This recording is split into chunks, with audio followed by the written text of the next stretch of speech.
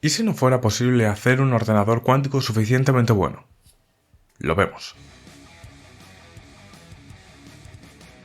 Una de las primeras dudas que le surge a cualquiera que quiera entrar dentro del mundo de la computación cuántica es: ¿pero esto va a servir de algo? ¿De verdad se van a poder construir ordenadores cuánticos suficientemente grandes, con suficiente número de qubits, y suficientemente buenos, con suficientemente bajos errores cuánticos, como para que sean realmente útiles y nos sirvan para resolver los casos industriales que nos hacen falta? Esto es una pregunta totalmente legítima, ya que los ordenadores cuánticos que usamos actualmente, que van entre un qubit y tener, por ejemplo, 500 qubits, pues son bastante pequeños en comparación con lo que necesitaríamos para resolver diferentes problemas industriales realistas. Por ejemplo, normalmente necesitaríamos alrededor de 1000 qubits para problemas bastante sencillos, e incluso en ciertos casos necesitaríamos 1.000.000 de qubits, por ejemplo, para realizar algún tipo de algoritmo de Shor. Además de que para algoritmos suficientemente grandes y suficientemente complejos necesitaríamos tener unos errores en las operaciones cuánticas suficientemente pequeños. Y aunque aplicásemos técnicas de corrección de errores, necesitaríamos muchos más qubits, lo cual dificulta aún más este tema. Y esto desde el punto de vista tecnológico, pero es que desde el punto de vista científico también es legítimo hacerse esta pregunta, ya que no sabemos si la física cuántica de muchos cuerpos es aplicable también a escalas en las cuales tengamos millones de cuerpos. Esto es, no sabemos si la física cuántica que conocemos actualmente es la misma que aplicaría cuando tuviéramos un ordenador cuántico de, por ejemplo, 1.000.000 de qubits. Y esto es un hecho, ya que aunque hemos estudiado con bastante intensidad esta rama de la física, aún no la conocemos completamente. Y como siempre, una teoría no se demuestra, una teoría se falsea. Entonces, claro, tenemos la posible barrera tecnológica,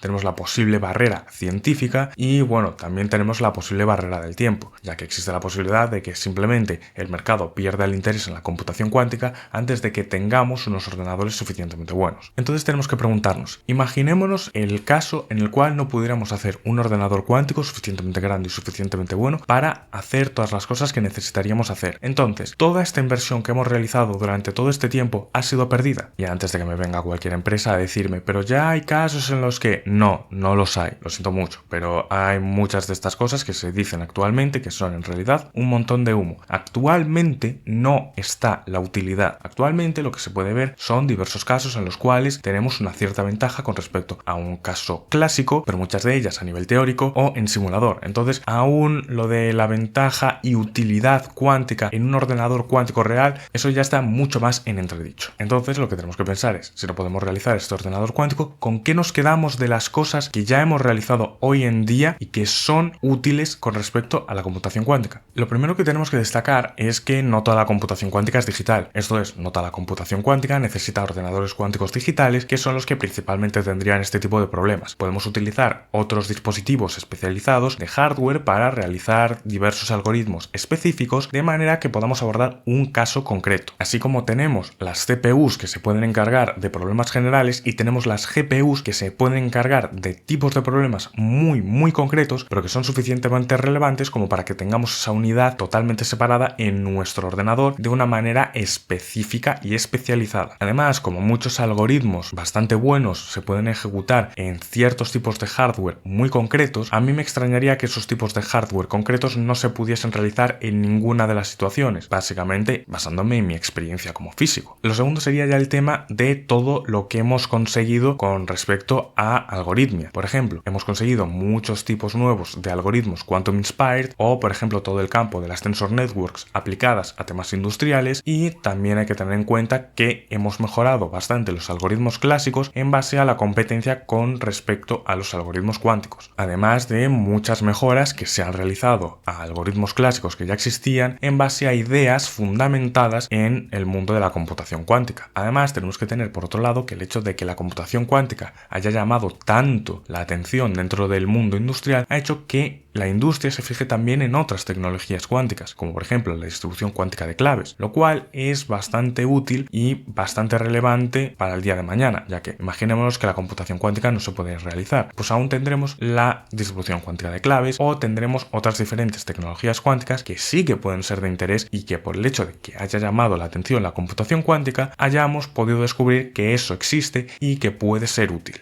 Además, esto también ha hecho que tengamos que refinar nuestros protocolos, por ejemplo, de criptografía, ya que hemos visto que pueden ser vulnerables con respecto a ciertas técnicas. Que, por ejemplo, el hecho de que la RSA sea vulnerable con respecto a un ordenador cuántico no implica que no sea, por ejemplo, vulnerable frente a otras nuevas tecnologías que puedan surgir en el futuro, como por ejemplo los ordenadores termodinámicos o los ordenadores de inspiración biológica. Entonces tenemos que tener presente todas las aportaciones que nos ha hecho la computación cuántica ya a día de hoy. Y bueno, teniendo todo esto en cuenta, podemos ver que incluso aunque no podamos construir un ordenador cuántico que sea suficientemente grande y suficientemente bueno, vamos a tener el hecho de que ya nos ha aportado cosas suficientemente buenas y que además pues podemos optar por otras alternativas como los ordenadores cuánticos analógicos o dispositivos de hardware especializados. Así que ya sabéis, si tenéis otro punto de vista, podéis dejarlo en comentarios, lo mismo para las dudas. Si os ha gustado, dejad un like, si no os ha gustado, podéis dejar un dislike, si creéis que le puede servir de alguien, podéis compartirlo, podéis suscribiros también